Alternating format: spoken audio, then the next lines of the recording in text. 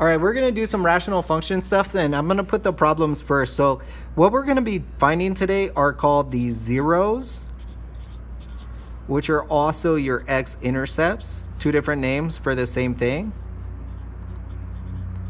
Okay? And we're going to be finding what's called the vertical asymptotes. And I'll explain what those are more as the video goes on. But I want you to find the zeros and vertical asymptotes for this problem.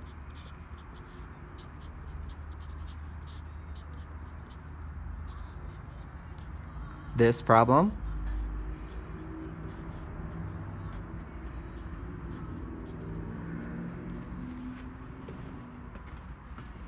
And this problem.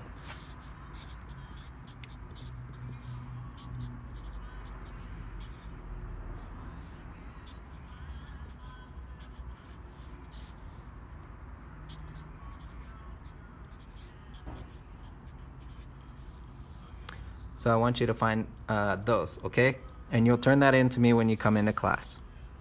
So zeros are x-intercept. How we find them. Zeros make the numerator equal 0. So for some of you guys, you can just look at it and say, oh, the numerator, what number needs to go in there to make it equal to 0? Some of you guys just set it equal to 0 is a little bit easier for you. So if I have something like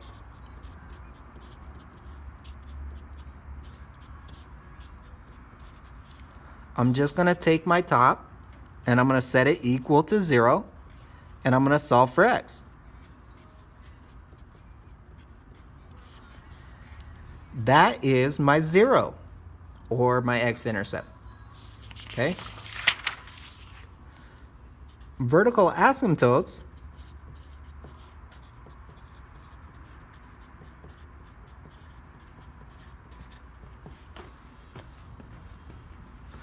make the denominator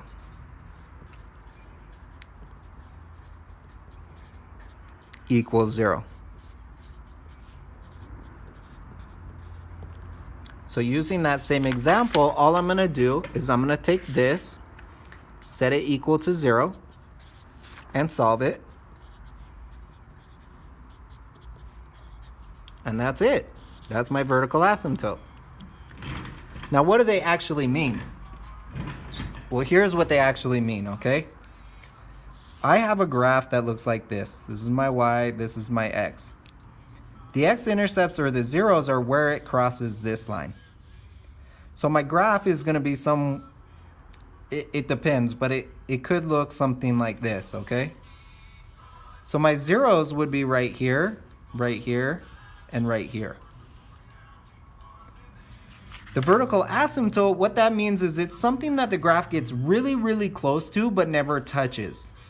So an asymptote is a value that your graph gets really, really close to but never touches. So on the example I just did, I had x equals 9 as a vertical asymptote.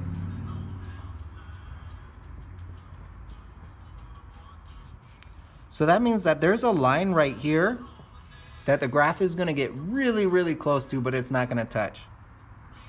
So if my graph is going like this, like the one I just did, right here it's going to go almost completely vertical when it gets there. And that's what the graph is doing to us. So those are the zeros and the vertical asymptotes. Now if I have something like this,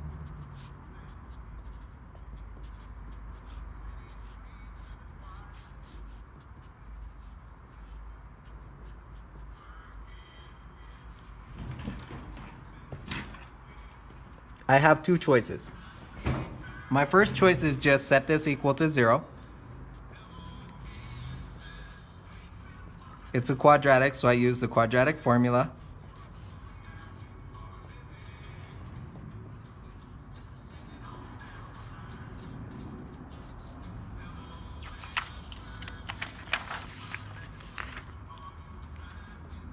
And I'm just going to simplify.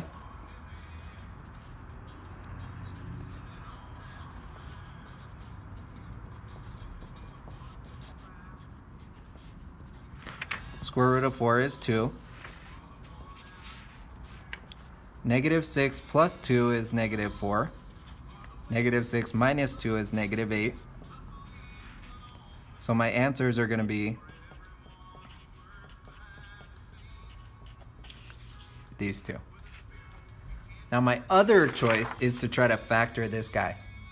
So I can factor it and say, what are two things that multiply to 8 and add to 2? Sorry, add to 6, which would be 4 and 2. And then I can take each of those and set them equal to 0.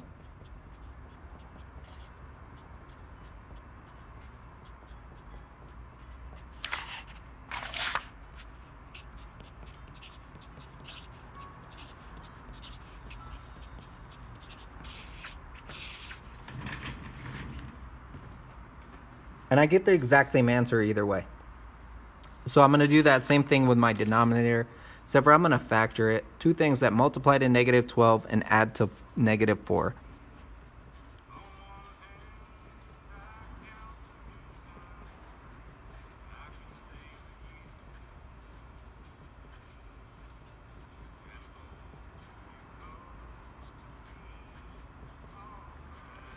So those are my vertical asymptotes. And that's all that we're going to find today.